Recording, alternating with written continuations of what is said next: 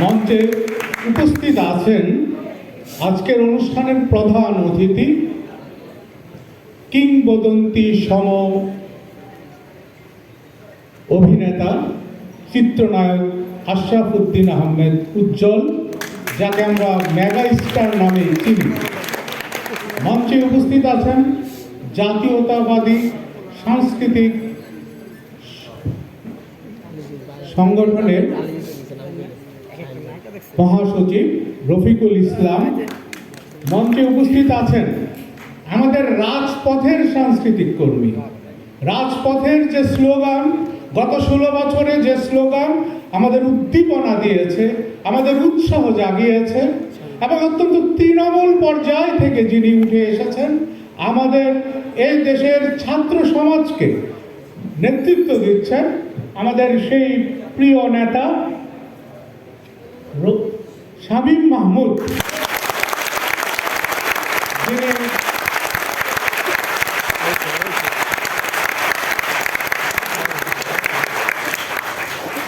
মঞ্চে উপস্থিত আছেন অভিনেতা জমির উদ্দিন মিলন সহ আপনারা যারা আজকের এই অনুষ্ঠানে উপস্থিত হয়েছেন, অত্যন্ত প্রাণবন্তভাবে আমাদেরকে সহযোগিতা করছেন, আমাদের কথা শুনছেন, আপনাদের জন্য একটা হাততালি। প্রিয় বন্ধুরা, রুবিনার কণ্ঠস্বরের প্রতিধ্বনি করতে চাই। রাজনীতি করি 40 বছর। আমরা রাজনীতিতে যেভাবে কোণঠাসা হয়ে থাকি, আমাদেরকে কেউ চিনত না যদি আমরা সংস্কৃতি কর্মী না হতাম।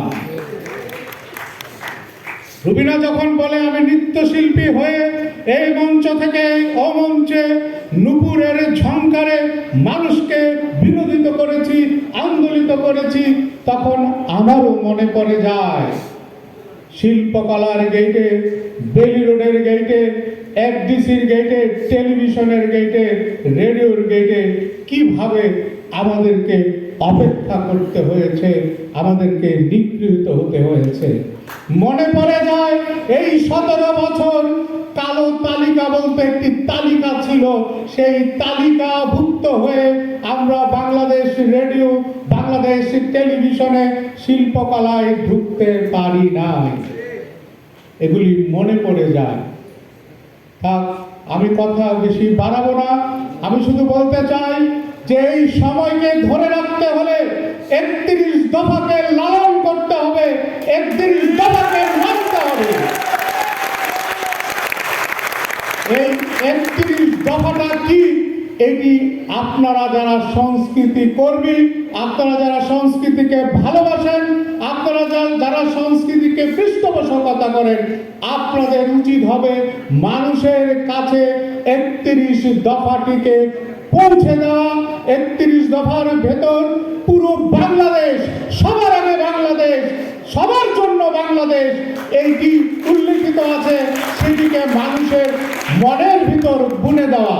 প্রতিটি বীজ থেকে যেন একটি করে ধানের শীষ উৎপন্ন হয় এবং সেই ধানের শীষের ভেতর দিয়েই যেন বাংলাদেশের জাতীয়তাবাদের শক্তি প্রতিষ্ঠিত হয়।